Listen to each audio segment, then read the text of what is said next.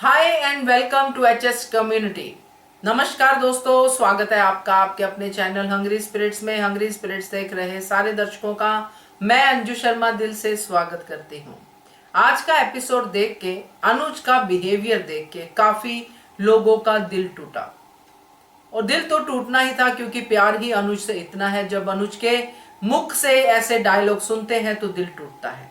तो आपके रिव्यूज आए हैं आज के एपिसोड को लेके, इस बात को लेके भी। तो सुनते हैं। पहले वही निवेदन, जिन्होंने अभी तक चैनल को सब्सक्राइब नहीं किया है कृपया कर लीजिए। साथ में दोस्तों बेल आइकॉन दबाइएगा ताकि आपको हमारे वीडियोस के नोटिफिकेशन मिलते रहें। चलिए शुरुआत करते हैं एबिगल के वीडियो से। नमस्ते अंजू मैम और मेरे सब दोस्तों, मेरा नमस्ते। आप सब कैसे हो? अंजू मैम, धन्यवाद आपका फीडबैक के लिए। और सॉरी, मुझे बहुत गुस्सा आई है। I'm trying to control my temper. It was just about the characters. I did not intend to offend anybody, and मैं गलत लैंग्वेज कभी नहीं बोलती हूँ। I'm sorry. आज का एपिसोड ठीक ठाक था।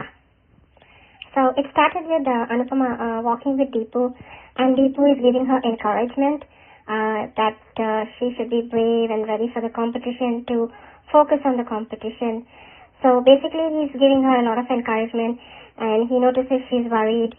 So then he asks Anupama to share why she's worried. Anupama shares that Dimpy ran away from home, and knowing Vanraj's nature, he's going to create a big havoc at home, which he is doing, So yeah, and Anupama was thinking, Vanraj at home is like throwing everything here, and then he's like in rage, and then he blames Kavya that it was her idea, and Kavya lashes out at him, and then Babuji again comes and stands in front and shouts at Vanraj that it is his fault that Dimpy ran away, which is actually true, it is his fault, but that's his nature.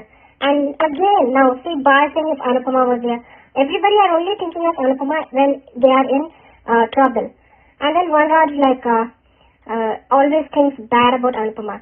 So back with Deepu and Anupama, Deepu is talking to her, to focus on her competition, forget all this, and very sweetly he'll say that I'm coming, as an audience to the competition with my mother. So Deepu's mom and him will be in the competition. And he gives her chewing gum and tells her that this, when you chew this, it will take away your stress. And he blows it, and then she also blows it. And she sees that Vanraj calls come to her, so she switches off her phone. And Dimpy, is worried. The friend of Titu tells her that, Titu has an overlay and he's coming soon. And Vanraj is so angry and enraged that he decides to go out and search for her, and everybody is like, where are you going, Vanraj? There, Shruti comes back home, and they give her a big welcome, a warm welcome with roses and balloons, and Adya takes a selfie, and then Shruti says, she's, now she realizes what's the importance of the relationship, and she's scared that she was losing everything, but she's got everything back. And, then look at Anuj. Anuj says that, you have just crossed your death and come. We are proud of you. So you are proud of Shruti, but what about Anupama? When Anupama saved Adya and everybody, she also almost died. But no one told her that they're proud of her. In fact, all of you accused her and blamed her for it. Wow, Anuj, very good. So why are you waiting? Just marry Shruti, right? In the house, like Adya said, you can have a simple marriage at home. Marry Shruti. Do not go behind Anupama. You don't need Anupama in your life. You have your life settled, right? Your daughter loves Aradhya, and then they take her in the bedroom and she lies down, and then Adya gives her a card, and she's happy, she hugs. Okay, understand that Adya and Shruti has a bond, and then Anuj says, this is all I want, Shruti and Adya to be happy, that's all I want. So if you want that, go ahead and then have them, right? What are you waiting for? Tomorrow? Marry them or you're waiting for Christmas. If they are so important to you, marry Shruti, right? Yeah, then he thinks about how Adya behaved with Anupama, at the hospital. And then again Adya says, see, this is what is called mother, she's telling Shruti. But again Anupama saved Pari instead of me. So she's proving that she gives a big lecture about being a mother, but she doesn't know how to be a mother. And then Shruti tries to make her understand that, according to the situation, Anupama has, decided to go and save Pari. But Anuj is again, his mouth, actually it looks as if his mouth is glued with gum. And he cannot open his mouth. And then he says, okay, I'll message Anupama that Shruti is back home. Why do you want to message her? Live with your happy family right here. Shruti, Adya, that's all you want, right, Anuj? So then, Deepu drops Anupama at her studio, and then his mom is there. She's giving her blessing, and Vanraj calls Anupama and lashes out at her that she has given this idea to Dimpy, and all of them keep saying 5 years you did not get in touch, 5 years you were no contact. What about them? It applies to them also, right? No one bothered about Anupama. And they all are questioning her why she did not, bother about anybody. This is so illogical, all these dialogues, everything, the scenes which are these days going on is totally illogical, but it's drama, so what can we say? And Anupama also, lashes out at Vanraj and tells him that shame on you that you are doing this to a daughter and trying to control her. So think calmly instead of, raising your voice and getting angry about what you did, and then call me. Yeah, so then, Dimpy also has a bad dream that Vanraj comes and tells her that he has put a tracking app on her phone and he knew where she is, and he'll say, come back home. And, he picks up the grandson and wants to go. Then Dimpy wakes up and she closes the door and checks if she has any tracking app. And she says everything will be fine when Titu comes, So it goes to the pre-cap again where Anuj comes to Anupama and is, requesting her to come stay in his house for Adya's sake.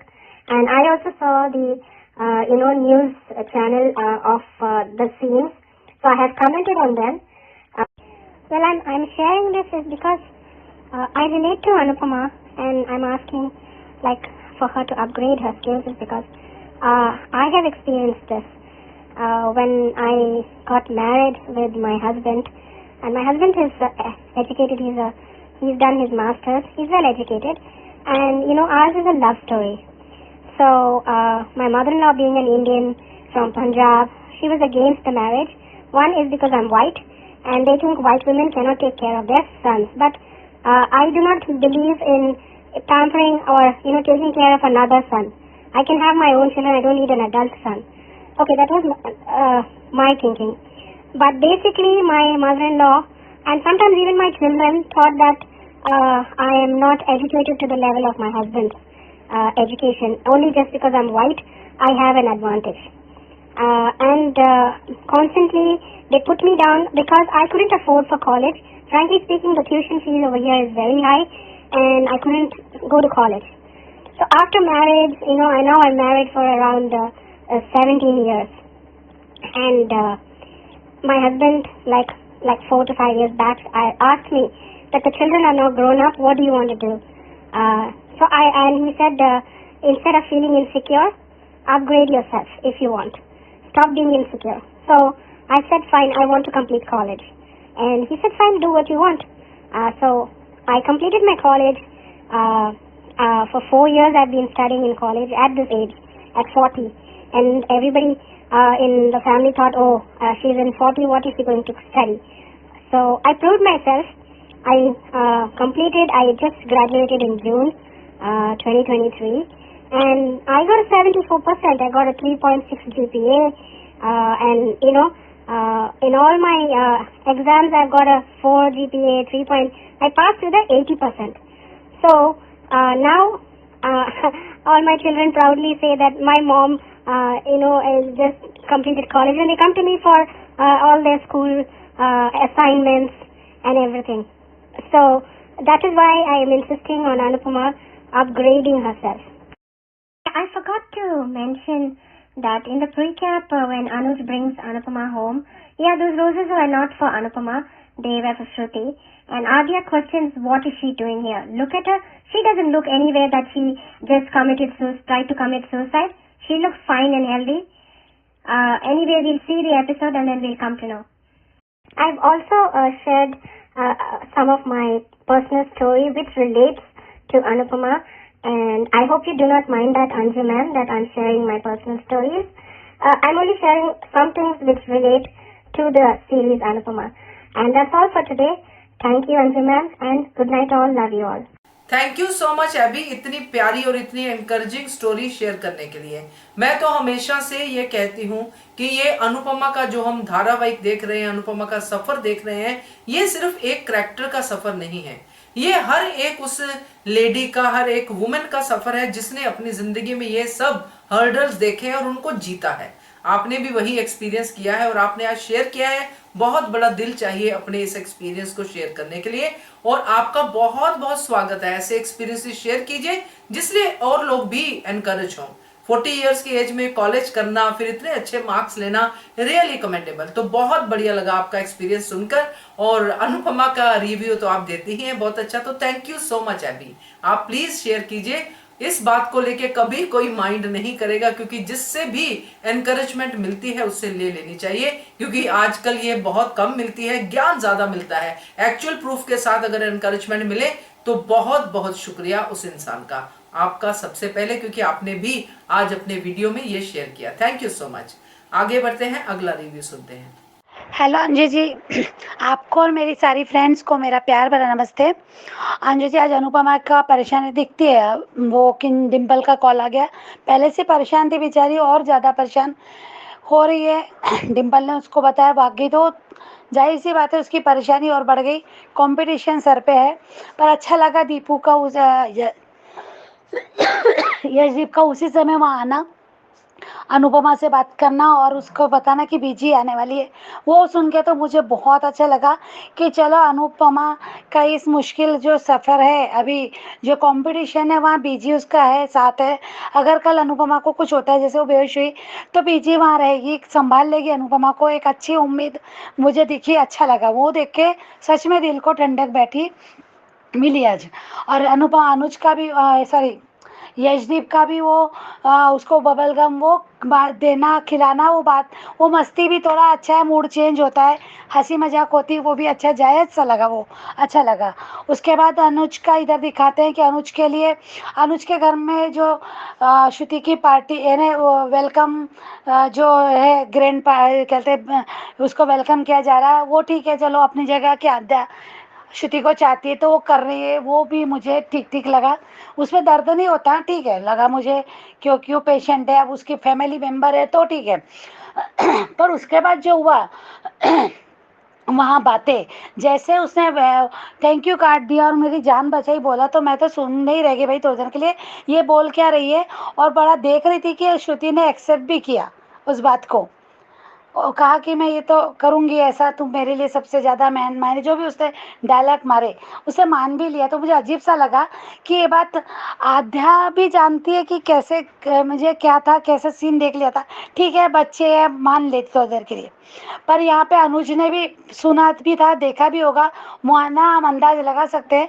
और अनुपमा ने भी उसको तब बता दिया था hospital में कि कैसे क्या हुआ। और श्रुति भी जानती है कि कि उसकी वजह से नहीं, क्योंकि वो आद्या से पीछे थी, आगे नहीं थी। आद्या के आगे अगर होती और गोली लगती तो हम कहते कि श्रुति ने आद्या की जान बचाई। आद्या अगर खड़ी होती तो श्रुति को गोली नहीं लगती, आद्या को लगती। अनुपमा ने आद्या की जान पहले बचाई है, उसको कहा बेटा नीचे बैठ, और ऊपर थी परी, अगर परी खड़ी हो जाती, दादी करके खड़ी होकर दौड़ती, तो शायद परी को गोली लगती थी। इसलिए उसने आद्या को नीचे बिठाया और परी को जाके बचाने की कोशिश की, और वो खुद भी नीचे बैठ गई और वो गोली लग गई श्रुति को। अगर आद्या खड़ी रहती तो आद्या को गोली लगती, क्योंकि सीढ़ियों पे थे, हाइट पे थी परी। परी को पहले गोली लगती तो फिर मतलब ही नहीं आता था, इसलिए उसको बोला बैठ, नीचे बैठ, और उससे परी को जाके बचाने की कोशिश की। और अगर आद्या परी बच जाती, अगर वो ऐसा सोचती नहीं ना, तो छोटा, और आद्या को बताना जरूरी था, क्योंकि आद्या समझ सकती थी जब वो स्प्रे फेंक सकती है, स्प्रे चला सकती है, तो उसको ये भी कह सकती थी कि बेटा नीचे बैठ। और परी के पास गई, क्योंकि परी छोटी है, अगर दादी को दिखती तो दौड़ती ना, बच्चे दौड़ते ना अपने को देख के। तो श्रुति का कोई रोल ही नहीं था एक्चुअली इसमें कि बचाने का।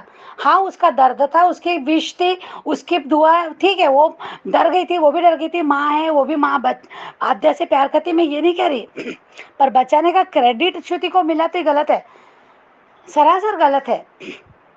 उसको लगी, रैंडम में लगी, वो दौड़ी रैंडम में, उसको पता भी नहीं था गोली चली। अनुपमा दौड़ी, इसलिए वो भी आधे आधे करके दौड़ी, तो गोली उसको लगी, अगर उसको नहीं लगती तो किसी और को लगती। अनुपमा कभी भी आद्या को नीचे वो खड़ी नहीं होने देती, क्योंकि उसने जैसे पकड़ा, गोली चली, वैसे ही उसने आद्या की तरफ भी पलट के देखा। तब तक गोली पहुंच गई थी, गोली पहले छूट गई थी, उसे बचाया, कोशिश की, उसने अपनी भी कोशिश की बचाने की, उसने और कुछ नहीं किया। आद्या की सच में तो इसमें श्रुति का कोई रोल ही नहीं था बचाने का। हाँ, उसकी जान, उस बेचारी की जबरदस्त जान चलेगी, क्योंकि वो रैंडम में भागी और वो गोली का शिकार बन गई। हाँ, अनुपमा खड़ी होती तो अनुपमा को लग जाती थी। तो ये बात अनुज को ये बात उसे मानी नहीं। दूसरी बात है कि आद्या जब अपनी माँ नहीं मानती, अरे वो उस गुंडे से जब जान बचाई तब भी उसने उसको थैंक यू नहीं बोला, उसको कहा कि आपकी वजह से ये जो भी हुआ ये आपकी वजह से हुआ, हमारे यहाँ जो भी तमाशा हुआ ऐसा होता नहीं, मैं भागती नहीं, तब भी उसको ही जिम्मेदार कहा। तो आज वो क्या गोली के लिए उसको बोलेगी नहीं ना? तो फिर उम्मीद क्यों कर रही हो भाई, तुम तो मम्मी तो तुम्हारे लिए कुछ करती नहीं है ना, 5 साल पहले किया ना आप किया, तुम खुद कह रही हो, फिर उम्मीद क्यों रखी कि मेरी मम्मी ने मुझे बचाया नहीं? दूसरी बात है कि अनुज भी कुछ बोला नहीं, जबकि पता था श्रुति बोल सकती थी। श्रुति ने आधा बोला कि वो तुम्हारे लिए आई थी आद्या, पर आद्या तुम्हारे लिए आई थी तो परी परी के लिए आई, उसने कहा तो बोलना था कि परी के बारे में तो हमको किसी को पता नहीं था, वो तो हमको बाद में पता चला। ये बात श्रुति के सामने हुई थी, अनुपमा ने जब वो मैम कहते बताया था उनको कि ये बच्ची भी, जब उसने कहा कि और भी बच्चे, परी भी यहाँ पे हो सकती है, ऐसा कुछ तो भी, तब वो पता चलता उसको, तब वो कहती कि परी भी यहाँ है। ये खुद अनुपमा ने श्रुति से कहा, फिर श्रुति ने आधा अधूरा बताया, तो बुरा लगा इन सब ये सीन देख के। और फिर अनुज का उस पर ये कहना कि मैं ये दोनों खुश है तो मेरे नज़रों के सामने मेरे लिए बहुत है। तो फिर अनुपमा, यानी तुम जो हॉस्पिटल में, अनुपमा ने जो तुम्हें बताया कि कैसे हादसा हुआ, मेरी वजह से गोली कैसे लगी और कैसे मैंने बचाई, ये सब बताया, तो क्या उसका दिल बहलाने के लिए, क्या उस समय तुम्हें अनुपमा की ज़रूरत थी? तुमने उनको उस समय भी अनुपमा को कहा था रुकने के लिए, हमारे लिए अभी के लिए रुक जाओ, उसने तब भी अनुपमा को कहा था? क्या तुम अनुपमा के अपोजिट बोलते तो अनुपमा छोड़ के चल जाती, ये डर था? क्या अनुपमा को बहलाने के लिए उसको उस समय दिलासा दिया कि तुम्हारी कोई गलती नहीं है, तुम अपना इल्ज़ाम, अपने सर पे हर इल्ज़ाम मत लो? क्या समझे हम इस बात का मतलब, कि एक बच्ची को तुम कोशिश भी नहीं करते समझाने की कि ऐसा नहीं है बेटा, एक बार हल्के से मन से प्यार से बोलते हैं कि नहीं बेटा मैंने भी देखा वो सब, ऐसा कुछ नहीं हुआ था, मम्मी ने ही आपकी जान बचाई, आप नहीं समझ पा रही, ठीक है, मत दो क्रेडिट, मत दो, इतना सा बोलना ही तो था, पर नहीं बोला। ठीक है, कहानी को बढ़ाना ऐसा है, बस यही देख के आज मन उदास हो गया कि एक्चुअली मेकर नहीं चाहते मान को मिलाना। मुझे अब ऐसा लगता है कि ये मिलाना नहीं चाहते, इस्तेमाल करना चाहते, बस उसको वही इस परिवार में अभी शाह उसके लिए की, आप कपाड़िया के लिए बहुत करेगी, वहाँ से काम होने के बाद धुतकारेगी, यहाँ से भी धुतकारे जाएगी। वो माँ है, वो माँ बनना छोड़ नहीं सकती, और तुम उसे सताना छोड़ नहीं सकते। क्या फ़र्क पड़ता? अभी मैंने एक कमेंट्स में पढ़ा कि अनुपमा शाह में भाग के जाती थी, तो अब कपाड़िया के भाग के आ जाएगी, तो क्या गलत कर रही है? तो फिर वनराज और अनुज में भी गलत नहीं है ना? वनराज कम से कम ये तो कहता था कि तुम माँ हो, तुम्हारा काम है, तुमको खाना ही पड़ेगा, करना ही पड़ेगा। यहाँ तो अनुज कहता है मेरी बेटी, मेरी बेटी, उसे तो कह दिया। तो माया वाले ट्रैक में भी कहा था कि तुम उसकी जिम्मेदारी से दूर भाग रही हो, तुम चाहती नहीं हो कि तुम उसकी जिम्मेदारी से छुटकारा पाना चाहती हो। उसे कहा था कि तुम माँ ही नहीं हो, तुम्हारे तुम्हारे बच्चे हैं, तुमको ये ऐसे कितने बार, 3-4 बार उसने अनुपमा की ममता पे सवाल कर दिया। जब उसको माँ ही नहीं मान रहा तो किस मुँह से उससे मदद भी मांग रहा है? यहाँ तो वो तो जाहिर सी बात है कि वो बायोलॉजिकल बच्चे हैं। तो फिर अनुज और वनराज में फ़र्क क्या है? अगर हम देखा जाए, जब मैं उन लोगों के लिए कह रही जो ऐसा के सोचते हैं, मेरे नज़रों में अनुज और वनराज में फ़र्क है, पर यहाँ वो उन लोगों के लिए जो वन ऐसा कह रहे हैं अनुपमा के लिए, तो फिर अनुज भी वही कर रहा है जो वनराज ने किया, संभाली तो कर रहा है। क्या आप औरतों को एक बार भी ऐसा नहीं लगता हम औरतें हैं, एक बार भी नहीं लगता कि एक औरत की कहने उसकी अच्छाई, उसकी कमजोरी, उसके बच्चे, वो बच्चों के लिए हर कुर्बानी देने को तैयार है, तो और हम उसको समझ नहीं रहे, हम उसको ही गालियां दे रहे क्योंकि अनुज मुझसे प्यार करता है, अनुज प्यार करता है, हमको अनुज पसंद है, अनुज ने उसे बहुत प्यार किया, तो ऐसा प्यार करने वाला इंसान गाली भी दे दे तो क्या फ़र्क पड़ता है। ये चाहते हैं ना हम लोग कि एक इंसान जब चाहे तब उसको बोले अच्छा, जब चाहे तब उसको बोले नहीं। तो हम ऐसे हमको औरत का साथ नहीं देना है ना। आज मान मिलने की उम्मीद नहीं, और अब दिल का ऐसा भर गया, ऐसा होता है कि ना ही मिले तो अच्छा है, होने दो भैया, श्रुति की शादी उसके साथ, खुश रहती है, खुश रहो अनुपमा, अपना फर्ज निभाओ, माँ होने का फर्ज निभाओ, उस बच्ची को ट्रोमा से निकालो, वहाँ जरूरत है, हाँ जाओ, माँ तो तुम बनना छोड़ नहीं सकती तो बनो, माँ बनिए आप, अच्छी बात है, और समझाओ, और वहाँ से टाटा बाय करो कि खुद निकलो, ताकि इन लोगों को ये ना हो कि तुम वहाँ रुकना चाहती हो या फिर तुम्हें ये अब होना चाहिए, भाई बहुत हो गया, क्योंकि मेकर भी नहीं चाह रहे ऐसा। तो अनुपमा को कहीं तो उसको ये करवाओ यार, कहीं तो इन लोगों से उसको इज्जत दिलवाओ, ये समझे, कोई तो समझे कि हमने गलत किया। नहीं, वनराज समझ रहा, इतने बार ठोकर लगी, इतने बार मिला। आज मैं डिम्पी के लिए बोलूँगी कि डिम्पी का फैसला मुझे कल गलत लगा था, पर आज सही लगा कि डिम्पल ने सही किया, क्या कहते भाग के, क्योंकि वनराज ऐसा इंसान है, वो किसी का भी नहीं सोचता। वहाँ वो अंश था, वो प्रतीक से शादी कराने का फैसला अपना सुना दिया था जोर ज़बरदस्ती से। वो डिम्पल अगर नहीं मानते तो वो क्या करता, अंश को बहकाता, अंश को जरूर ये पट्टी पढ़ाता कि ये प्रतीक बहुत अच्छा है, तुम्हारे पापा बनेंगे, हम साथ में रहेंगे, बहुत कुछ वो बातें उसके मन में डाल सकता था। अगर अंश नहीं मानता, अगर अंश वनराज की बात में आ जाता तो क्या करती फिर डिम्पल को मजबूरी में शादी भी करनी पड़ती। अगर अंश बोलता कि मम्मी ये मेरे पापा बनेंगे, मेरी खुशी, मुझे पापा चाहिए, तो वो अपने बेटे के लिए कुर्बान हो जाती। ये अच्छा डिसीजन था कि वहाँ से उसको अंश के मन में ये बात डालने के पहले अंश को लेके भाग गई। ये वनराज को पसंद नहीं आई, ये वनराज को जलन है। बात तो ये है कि वो अंश बताने, अच्छा हो गया कि वो बता नहीं पाया, नहीं तो ये अच्छा किया, मुझे तो बहुत अच्छा लगा। अनुपमा भी बोलती है उसको पसंद नहीं आया डिम्पल का भागना, पर वो सपोर्ट भी कर रही है, कहती कि टीटू पहुंच जाएगा, तो वो ये चाहती भी कि अब जो भी हो तो अच्छा हो। उसे वनराज को भी सुना है कि क्या करेगी, वो ऐसा नहीं करेगी तो हाँ, अनुपमा लड़ने की तैयारी रखती है, पर कभी कभी देखो वही हुआ ना कि आध्या के समय जब आध्या को भड़का रहे थे तो अनुपमा रिश्ते बचाने के चक्कर में थी, रिश्ते बचाना चाहती थी, अनुज परी को, आध्या को उसकी दादी से दूर नहीं करना चाहती थी, उसको दादी का कंप्लीट परिवार मिले, दादी का भी प्यार मिले, सबको ये हो, तो ये चाहती थी के चक्कर में क्या हुआ, खुद का बर्बाद कर लिया। तो यहाँ अनुपमा इमोशनली वो डिसीजन लेती, परिवार के चक्कर में खुद का बहुत बड़ा नुकसान हो जाता है। तो यहाँ पे अभी अनुपमा को भी ये समझ आएगा कि सही किया, वो सपोर्ट भी कर रही है ना डिम्पल को कि टीटू आ जाएगा, नहीं बताया ना वनराज को, नहीं बताया वनराज को। तो ये अच्छा से मुझे लगता है कि आज जो वो अच्छा किया, और बहुत अच्छा लगा कि आज काव्या ने भी वनराज की धोई और अनुपमा ने भी धोई, पहली वाइफ दूसरी वाइफ दोनों, एक्स वाइफ करंट वाइफ दोनों ने वनराज को धो डाला, अच्छा लगा। पर अनुपमा पे मुसीबत अभी भी है, हाँ दर्द तो मिलेगा कपड़िया में जाके उसको। श्रुति अपना गेम, जैसे आज श्रुति को हमने देखा कि जिस तरह से उसने आधी हुई बात बताई, तो श्रुति फिर से वही गेम खेलेगी, पास अनुज के करने की कोशिश करेगी, तो तकलीफ तो देगी, और क्यों ना हो भाई तकलीफ। अनुपमा प्यार जो करती है, वनराज होता तो शायद वो इतना नहीं सोचती, वो कभी ध्यान नहीं देती इस बात को, पर अनुज को सामने ऐसे किसी और के साथ देखेगी तो वो बर्दाश्त नहीं करेगी, कैसे करेगी। तो देखते हैं आगे शो में क्या था। थैंक यू सो मच अंजी जी, थैंक यू सो मच वर्षा आपके ऑडियो के लिए। और आपकी तबीयत लग रहा है थोड़ी सी खराब है, खांसी हो रही है, प्लीज ध्यान रखिए। और आपने सही पॉइंट रेज किया कि श्रुति का क्या रोल था उसमें, आध्या की जान बचाने में। अगर श्रुति आध्या की गोली खाती तब तो समझ में आता, मगर आध्या को तो अनुपमा ने पहले ही नीचे बिठा दिया था, तो आध्या के सामने तो श्रुति आई ही नहीं, श्रुति तो आध्या से पीछे थी। अगर वो गोली चलती, ये तो मैं भी कहती हूँ, तो किसी को भी लगती, ये श्रुति आ गई बीच में तो श्रुति को लगी। पता नहीं किसकी जान बचाई है श्रुति ने, मगर अपनी जान पे तो उसकी बन आई है। तो अच्छा था आपका रिव्यू, और प्लीज सेहत का ध्यान रखिए। Thank you so much. आगे बढ़ते हैं, अगला रिव्यू सुनते हैं। नमस्ते अंजू जी और मेरी सभी प्यारी बहनों को मेरी तरफ से प्यार भरा नमस्ते। और रानी महेंद्र जी, इतने लवली कमेंट के लिए थैंक यू सो मच। मैं थोड़ा कल के बारे में भी कहूँगी अंजू जी। वाह अनुपमा, केडी के घर आ गई। केडी और अनुपमा वाला सीन बहुत ही अच्छा था, क्योंकि मैंने ठीक से कल बताया कि मैंने एपिसोड नहीं देखा, बाद में देखा। दोनों का कन्वर्सेशन बहुत अच्छा लगा। घर छोटा हो या बड़ा, लेकिन दिल बड़ा होना चाहिए। वो भी अपने परिवार को बहुत मिस करती थी। वही केडी है जिसने अनु को पानी दिया था। आज अनु को वो सीन याद आया। केडी अनु दोनों ही बहुत खुश है। सही कहा, 1 और 1 11 होते।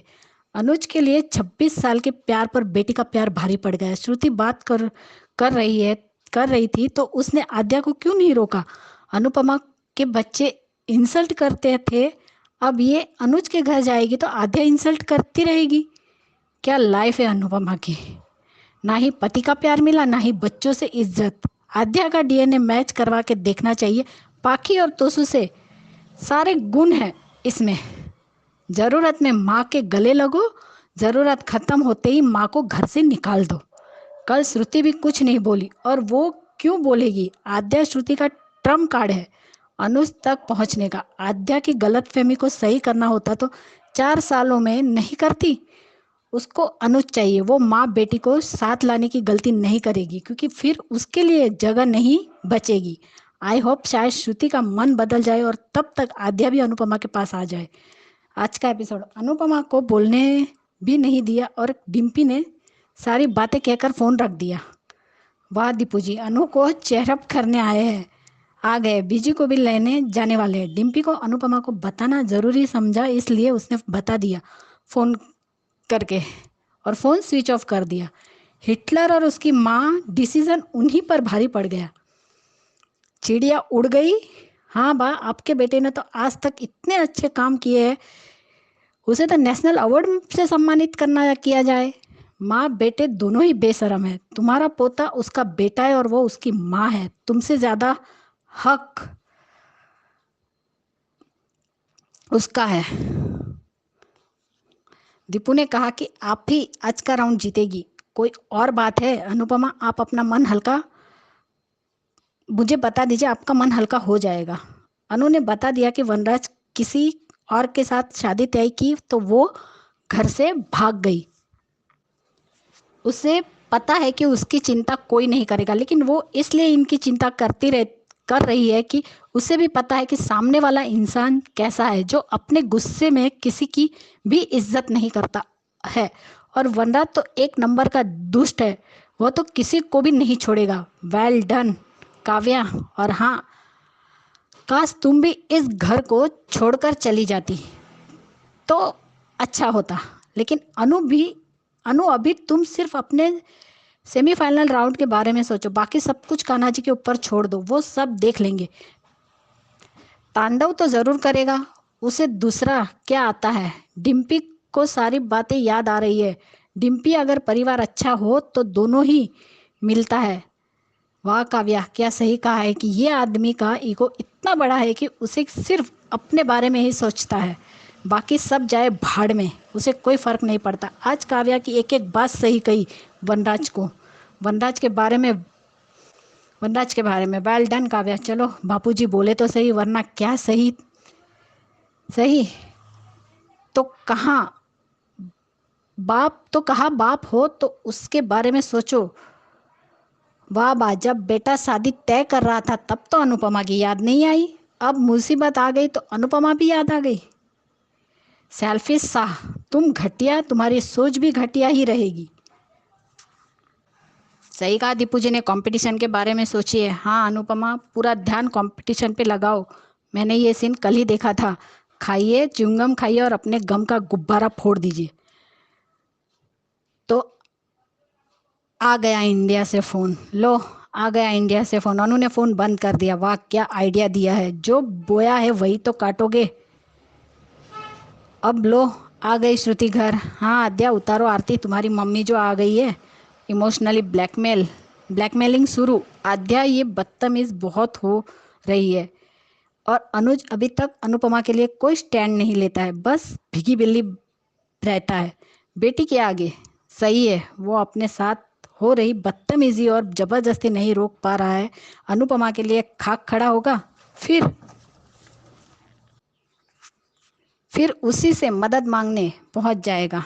आप सबने एक बात नोटिस की, जब अंदर छोटी और परी को हाथ लगाने जाते हैं तब छोटी चिल्लाती है। तब उसने छोटी की आवाज़ सुनी थी अनुपमा ने, और वो बहुत जोर से चिल्लाई थी। तब श्रुति ने भी पूछा था कि क्या हुआ। तब उसने कहा था कि मेरी आद्या, मेरी बेटी। अगर श्रुति दिल से माँ बनी होती तो उसे भी खतरे का एहसास जरूर होता। आज भी ये लड़की अनु पर ही ब्लेम लगा रही है। अरे बाप रे, क्या डरावना सपना था डिम्पी। एक पल के लिए तो मैं खुद डर गई थी, कहीं सच में वनराज डिम्पी को ढूंढ लिया क्या। लेकिन नहीं, थैंक गॉड ये सपना था। हाँ अनुपमा, तुम सिर्फ कंपटीशन पर ध्यान दो। अनुपमा को किसी भी हाल में ये कंपटीशन जीतना ही होगा, स्पाइस एंड चटनी के लिए भी। अनुपमा, तुम अनुपमा हो, तुम कर सकती हो। दोनों बेटियों के लिए एक एक बार अपना सपना कुर्बान कर चुकी हो। क्या नतीजा निकला ये भी जानती हो। इस बार खुद को चुनो। आद्या जैसी ठीक हो जाएगी, शुरू करने लगेगी, और अनुज आद्या। लेकिन आगे बढ़ने का मौका बार बार नहीं आएगा। वह आद्या, अनुपमा को माँ मानना नहीं है, पर माँ से सारी उम्मीदें जरूर लगानी है। श्रुति तब भी बोली, पर अनुज के मुंह से तो एक शब्द भी नहीं निकला। अरे वही तो, फिर अनुज फिर किस हक से अनु के पास गया है। हक से नहीं गया, मजबूरी उनको लेकर गई है। और फिर भी अनु गलत है। सब अपनी मजबूरी लेकर अनुपमा के पास ही जाते हैं। मेरी मदद करो, मेरी मदद करो। जब मदद कर देती है तो उसको ही घर से दरवाजा दिखा देते और बोल देते हैं मेरा तुमसे कोई रिश्ता नहीं है। लेकिन एक बात है, मजबूरी से नहीं, हक से गया है अनुज। वो अनुज जानता है अनु उसे कभी ना नहीं बोलेगी। अनुज ने आज बहुत गलत किया। जहां अनुज जानता है आद्या अनु पे गलत ब्लेम कर रही है, फिर भी चुप। तुमने एक बार भी सोचा अनुपमा पे क्या बीतेगी। चलो, बीजी आ गई अनु के पास और गले लगाया। अनु ने भी बीजी के पैर छूकर आशीर्वाद लिया। लो, आ गया वनराज का फोन। वनराज को इंडिया जाकर भी चैन नहीं है। अनुपमा तेरे पास तेरे घर नहीं आई थी, तुम सब मुंह उठाकर अमेरिका आ गए थे। घर को पिंजरा बनाओगे तो पंछी तो उड़ेगा ही। वनराज कहीं ना कहीं अनु से डर कर भागा कि कहीं अनुपमा टीटू और डिम्पी की शादी ना करा दे। वाह अनुपमा, क्या जवाब दिया है। अनु ने वनराज की बोलती बंद कर दी। वनराज, पूरा घर तोड़ दो, बेटे और बेटी पे जोर चलता नहीं है, इसलिए नाम की बहू पर हुक्म चलाना चाहते हो। दीपू जी और बीजी कम से कम अनुपमा को मोटिवेट तो करते हैं। इस वक्त तो सिर्फ दीपू जी और बीजी ही है जो अनु के लिए सोच रहे हैं। देखकर अच्छा लगा। आज अनु ने सही कहा कि मेरी माँ आ गई, मुझे हिम्मत मिल गई मुझे। एपिसोड में यही सीन अच्छा था। आज डिम्पी कुछ गलत नहीं करेगी, पर वनराज सा गलतियों का ब्रांड एम्बेसडर है। काश डिम्पी ने ये काम 5 साल पहले किया होता तो इतने साल वो खुद एक ही घर में रहते हुए अपने बेटे से मिलने के लिए नहीं तरसती। और सही कहा अनुपमा ने कि दिया जलाने को आग लगाने नहीं कहते। मिस्टर शाह, आपने डर का अंधेरा फैलाया था ना, तो मैंने हिम्मत का दिया जला दिया है। बिल्कुल चुप। आज जिस तरीके से अनुपमा ने कहा ना वनराज शाह को, बिल्कुल चुप। आपने जिस तरीके से अहमदाबाद जाकर रंग बदले हैं ना, सच में दुनिया भर के गिरगिट आपको देख लेंगे तो खुद शर्म के मारे आत्महत्या कर लेंगे। और सही कहा अनु ने, गिरगिट भी वनराज के आगे अच्छे लगेंगे। हर सुबह का रिव्यू, अपनी बेटी आद्या और श्रुति की खुशियों के लिए क्यों कर रहा है अनुज अनुपमा का इस्तेमाल। यही तो बात है, उसकी तकलीफ, उसका पेन कोई नहीं समझता है। सब हक जताने के लिए पहुंच जाते हैं, चाहे किंजल हो, चाहे तोशु हो, या पाखी, या फिर बापूजी, चाहे अनुज ही क्यों ना हो, अपना हक जताने चले जाते। अब यही जरूरत पड़ने पर साहस अनुज को बुलाते हैं तो अनुज के फैंस बोलते हैं कि ये शाह की नौकरानी है। और अब खुद अनुज ने जरूरत पड़ने पर अनु को इतनी रात में बुलाया है, वो भी अपने मतलब के लिए, तो वो सही। अनुज कुछ भी कहे सब जस्टिफाइड है और अनुपमा करे तो सब गलत है। मतलब ये कि श्रुति और मेरी बेटी को श्रुति के अलावा तुम संभाल सकती हो, और जैसा वो ठीक हो जाए फिर तुम अपने रास्ते में अपने रास्ते। क्या अनुज कहता है कि श्रुति उसकी बेस्ट फ्रेंड है, उसने बहुत कुछ किया है अनुज और आद्या के लिए, लेकिन कोई भी बेस्ट फ्रेंड कुछ करने के बदले में अपना हक नहीं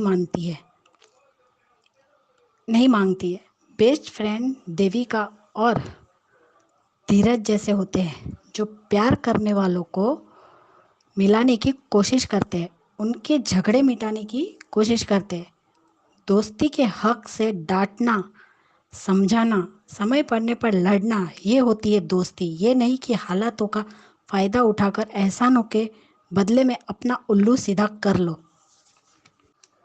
दोस्ती में दिल, प्यार और जिंदगी पर हक नहीं जमाते हैं, वो भी तब जब सामने वाले के दिल में कुछ ना हो। अनुज कब तक छोटी की गलतियों के लिए सॉरी बोलता रहेगा? कभी उसे पिता की तरह डांटे भी और समझाओ भी। वनराज सबको अपने कंट्रोल में रखने में पागल हो गया है, लेकिन आज काव्या ने बिल्कुल सही आईना दिखाया वनराज को कि काश मैं ये सब कर पाती और अमेरिका में उन दोनों की शादी करवा देती। Well done Kavya. और मेरी सभी बहनों को मेरी तरफ से प्यार भरा नमस्ते। और आपके आगे भी रिव्यू सुनूंगी अंजू जी, उस पर कल कहूँगी। Thank you so much Anju ji. और मेरी सभी बहनों को मेरा ऑडियो अच्छा लगा, उसके लिए भी thank you so much. Thank you Anju ji. बिल्कुल सही बात है ख्याति जी, इसी बात का सबसे ज्यादा दुख है। दुख के समय अनुपमा चाहिए। अनुपमा अगर सुख देते तो फिर अनुपमा को ही लात मार के बाहर निकाल दिया जाता है कि ये तो कुछ करती नहीं है, इसने तो हमारे घर में क्लेश डाला हुआ है, ये तो मेरी अच्छी माँ नहीं है, ये मेरी अच्छी पत्नी नहीं है, इसकी वजह से हम घुटन में रहते हैं, यही है मनहूस। ये सब बातें सुनने को मिलती है। मगर जब मजबूरी होती है तब अनुपमा चाहिए, चाहे वो शाह हाउस हो चाहे वो कपाड़िया हाउस हो।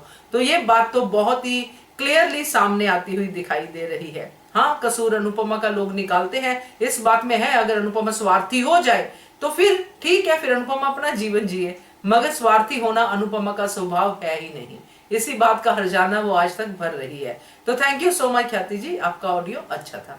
आगे बढ़ते हैं, अगला ऑडियो सुनते हैं। Anju ma'am, good afternoon to all my lovely friends. Radhika Vinu बोल रही हूँ। आज का एपिसोड देखा, अच्छा लगा आज का एपिसोड। आज जब भी डिम्पी का अनुपमा से फ़ोन में बातचीत का कंटिन्यूएशन होता है, तभी अनुपमा कहती है कि तुमने घर छोड़ के अच्छा नहीं किया है। वही मैं बोलना चाहती हूँ कि डिम्पी को वहाँ ही रुक के उनका डट का सामना करना चाहिए था। वनराज तो इतनी जल्दी शादी नहीं कर पाता था।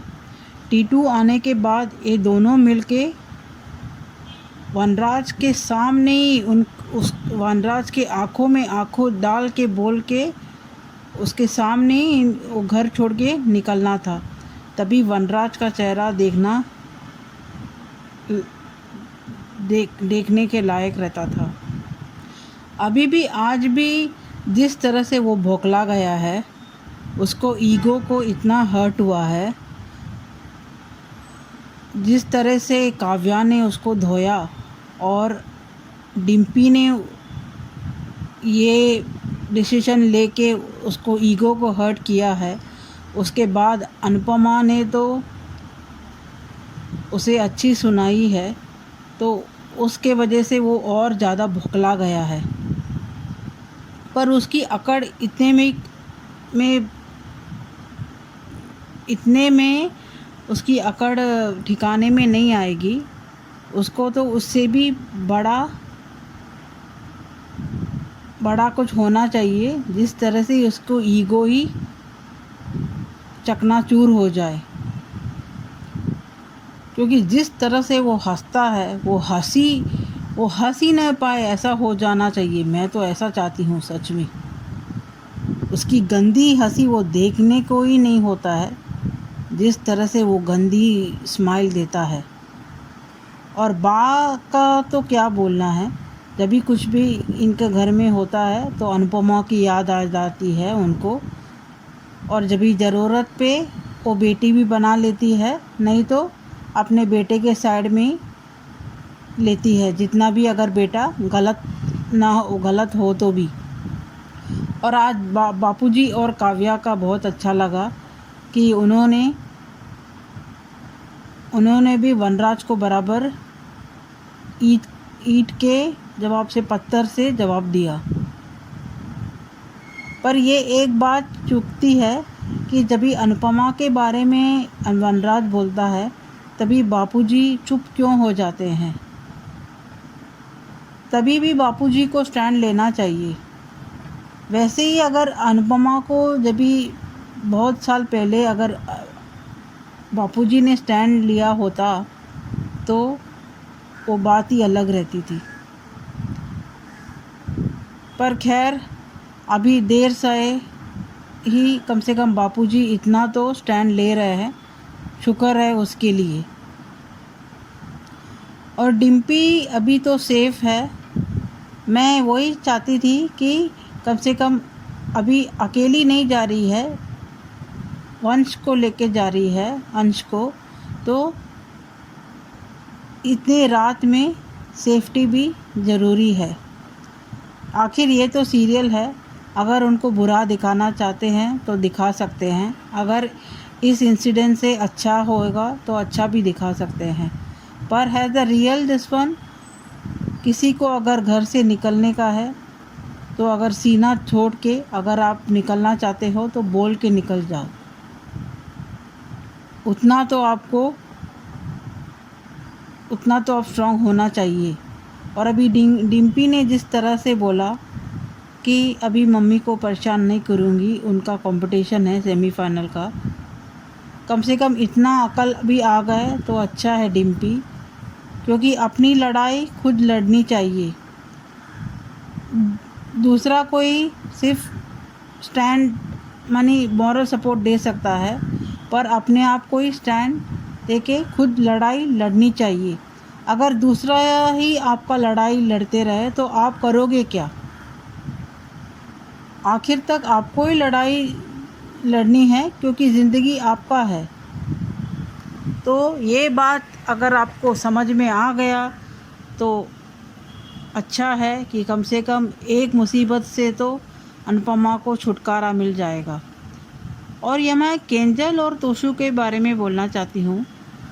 केंजल और तोशु अगर अभी आगे के ट्रैक में अगर परी को लेके आगे रख के अनुपमा को इमोशनल ब्लैकमेल करेंगे भी, तो मेरे ख्याल से इन दोनों के गंदे इरादों को परी पानी फेरेगी, क्योंकि परी इतने छोटे में ही बहुत समझदारी की समझ रखती है। अगर उसे अच्छे से समझाए वो बहुत अच्छी समझती है। और यहाँ पे अनुज के बारे में बोलना है। अनुज को अनुपमा से कुछ लेना देना नहीं है, उसे सिर्फ आद्या और श्रुति के अलावा और कोई दिख नहीं रहा है। और आद्या जिस तरह से बोलती है कि मम्मी ने 2-2 बार मेरे को मरने को छोड़ दिया, तुम्हें मम्मी का यही याद रहता है, जो भी अनुपमा ने अच्छा किया वो तुम्हें क्यों याद नहीं रहता है? जिस दिन एक्सीडेंट हुआ था, जब भी तुम आगे आने के लिए ज़िद कर रही थी एक्सीडेंट होने के बाद भी, तभी अनुपमा ने ज़ोर से चिल्ला के तुमको बैठने को बोला था। ऐसा सिचुएशन में भी अनुपमा ने तुमसे माफ़ी मांगी थी चिल्लाने के लिए, तुम पे चिल्लाई थी, इसलिए उसने माफ़ी मांगी थी। और अनुपमा की क्या गलती है? अगर कार का डोर जैम हो गया, कार का डोर को अनुपमा ने बोला था क्या कि जैम हो जाओ, छोटी खोले तो खोलो मत? इतनी बड़ी बड़ी बात करती हो अभी, तो इतना सब सोचने को होता नहीं है क्या तुमको?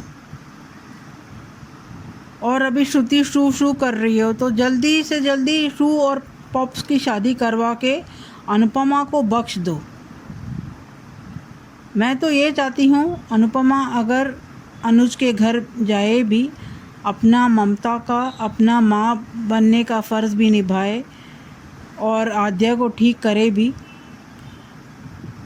ऑन द सीरियस नोट्स, मैं तो ये चाहती हूँ कि अनुपमा को अगर ये कितने भी आगे माफ़ी मांगे, गिड़गिड़ाए भी, तो अगर माफ़ भी करे तो इनके साथ में रहने के लिए, फिर से ज़िंदगी में रहने के लिए नहीं जाना चाहिए। उसको अपना ज़िंदगी खुद अपने हिसाब से रहने का पूरा हक है, क्योंकि ये सब लोग स्वार्थी लोग ही है। ये अनुपमा का दुख कभी नहीं समझ सकते। अनुज इतना ही प्यार करता था, तो जब भी माया का ट्रैक पे तभी पिकनिक को लेके गया था, ज़बरदस्ती माया को लेके गया था, और अनुपमा फ्री थी, फिर भी उसे तुम घर पे रहो, तुम्हें यहाँ ज़रूरत रहेगा करके बोल के निकल गया। और जब भी माया ने किस किया था, वो बात क्यों नहीं किया? वो क्यों बात नहीं बताई अनुपमा को? क्योंकि हस्बैंड एंड वाइफ में ट्रांसपेरेंसी बहुत ही मायने रखते हैं। अगर तुम उतने ही सच्चे और अच्छे हो तो तुमने ये बात क्यों छुपाई? और तुम अपने पत्नी को छोड़ के दूसरी औरत को हर बार तुम प्रेफरेंस देते हो। पहले तो अनुपमा तुम्हारी पत्नी थी, फिर भी तुमने माया को प्रेफरेंस दिया ज़्यादा। अब पत्नी का हक सब उसको दे दिया। अभी तो तुम्हारा डाइवर्स हो गया है, फिर भी तुमको एक स्टेबल नहीं हो कि तुमको श्रुति चाहिए कि अनुपमा चाहिए। तुम इतने अंधे हो बेटी के प्यार में, तुम्हें खुद की सोचने समझने की क्षमता भी खो चुके हो। और आगे आने ट्रैक में देखेंगे आगे क्या होता है। आज के लिए इतना ही ma'am, thank you. Thank you so much Radhika Binnu ji, बहुत बढ़िया रिव्यू। और दो चीजें मैं इसमें आपसे कहूंगी। पहले तो आपकी बात बिल्कुल सही है कि अगर घर से निकलना है तो सीना ठोक के निकलो, क्योंकि अगर आप ऐसे घर से निकलते हो तो ये कोई अच्छा साइन नहीं है। हाँ, आपने पिंजरा तोड़ा, आप भागे, आपने वो सब किया, मगर इन इंसान की लाइफ यानी कि इन रियल लाइफ कि हमें अपनी लड़ाई वहीं पे फ्रंट पे लड़नी चाहिए। बाकी बाद की बातें हैं, वहीं पे आप करो जो भी करना है। चलिए खैर, ये तो ठीक है। बाकी जो माया वाला पॉइंट है उसमें अनुज की गलती तो है, बराबर गलती है, आपने सही पॉइंट रेज किया। मगर अनुज की जिंदगी में माया दूसरी या कोई भी औरत नहीं थी। हाँ, दिखाया ऐसे ही गया है कि अनुज की मजबूरी थी माया। अनुज को इस बात से लेके, जैसे आज आद्या के लिए अनुज पैनिक अटैक से डरता है, वैसे माया से डरता था, मगर अनुज माया को प्रेम नहीं करता था। इसलिए दूसरी औरत अनुज की लाइफ में माया को कहना, या जो भी आपने कहा है, जिस तरह से कहा है, वो मुझे थोड़ा सा अलग लग रहा है। तो अनुज के कैरेक्टर में ये चीज नहीं है। प्यार वो सिर्फ अनुपमा से ही करता है, मगर जो उसका कैरेक्टर है उसमें ये बात बिल्कुल क्लियरली है कि अनुपमा से वो ये एक्सपेक्ट करता है कि अनुपमा सब कुछ ठीक कर सकती है, मगर जो मेरी प्रायोरिटी है वो आद्या है। तो ऐसा कुछ मुझे लगता है। बाकी आपका अपना पॉइंट ऑफ व्यू है, आपने रखा है, थैंक यू सो मच। आगे बढ़ते हैं, अगला ऑडियो सुनते हैं। अंजू मैम नमस्ते, और मेरी सभी सखियों को भी नमस्ते। मैं रेखा सक्सेना बात कर रही हूँ। आज का एपिसोड ठीक ही था।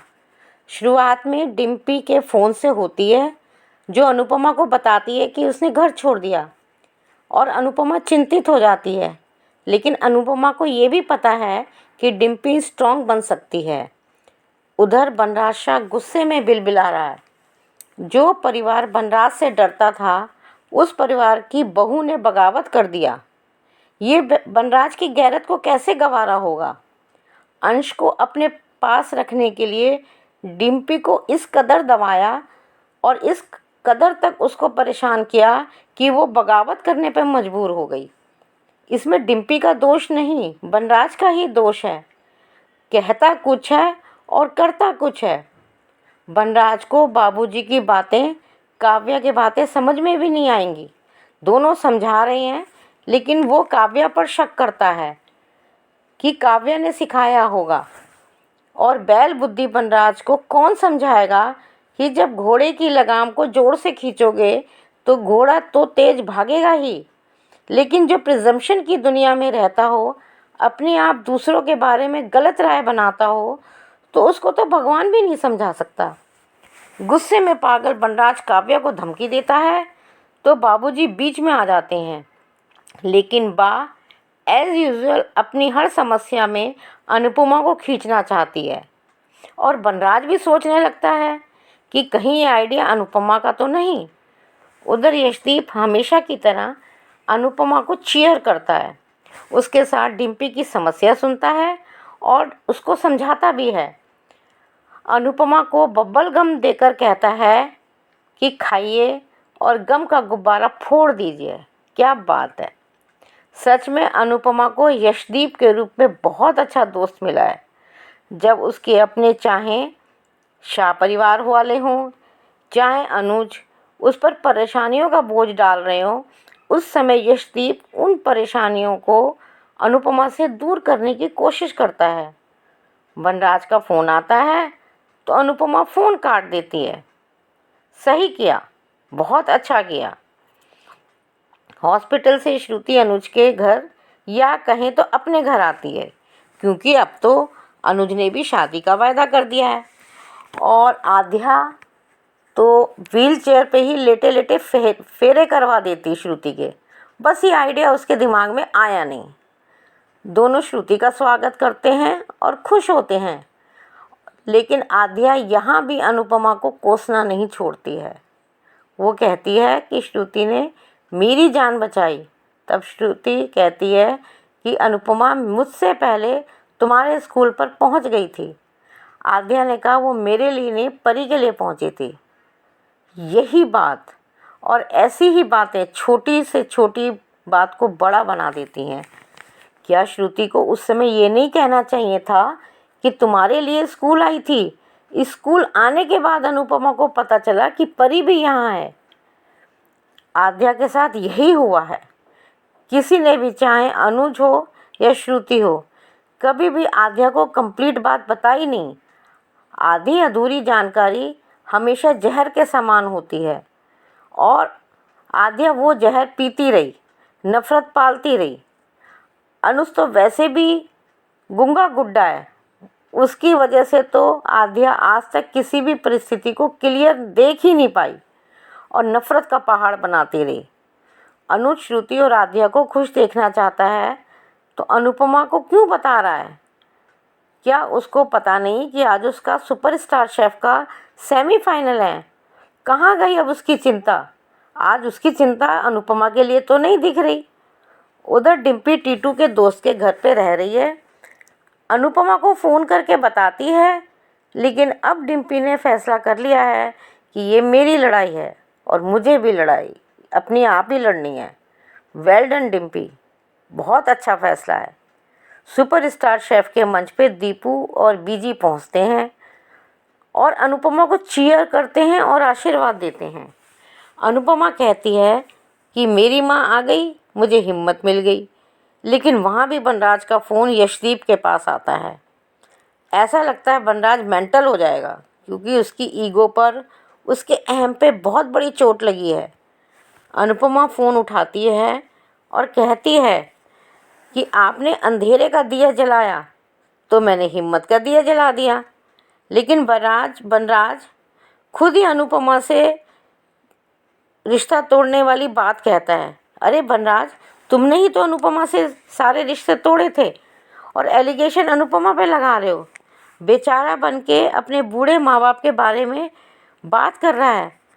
अरे बूढ़े माँ बाप की तुम्हें कितनी चिंता है? ना तो कभी तुमने उनकी बात सुनी, ना कभी उनकी बात मानी। ऊपर से प्रेजम्पशन की दुनिया में रहने वाला बनराज अनुपमा से कह रहा है, तुमने अमेरिका डिम्पी को बुला लिया है ताकि तुम टीटू से शादी करा लो। अरे विक्टिम कार्ड खेलना बंद करो बनराज। अनुपमा ने भी यही कहा कि गिरगिट भी आपको देख के शर्म के मारे सुसाइड कर लेगी। आज बनराज के चेहरे का रंग बदल रहे थे, कभी बेचारा, कभी गुस्सा, कभी विक्टिम कार्ड। प्री कैप में अनुज अनुपमा के पास आकर कहता है कि आद्या ठीक नहीं है, तुम हमारी बेटी की खातिर मेरे घर आके रह सकती हो। वाह अनुज वाह, मेरी बेटी से हमारी बेटी, क्या इमोशनल ब्लैकमेलिंग है। क्या अभी और अनुपमा की बेइज्जती करवानी है या करनी है। अब देखते हैं कि अनुज आद्या के गुस्से से, उसकी नफ़रत से अनुपमा को कैसा बचाता है। आज अब अनुपमा के साथ अनुज की भी परीक्षा है। आज के लिए बस इतना ही। Thank you very much Anju ma'am.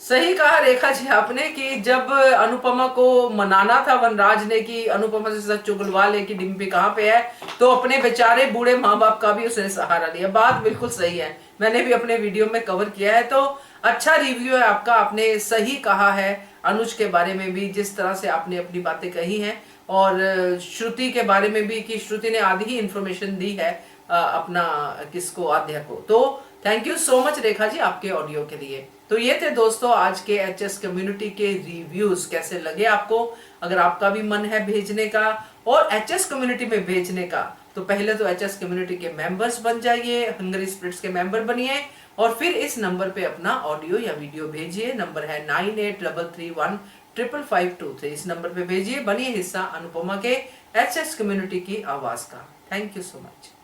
Subscribe to our channel by clicking the subscribe button. Click the bell button and enjoy the latest uploads from our channel.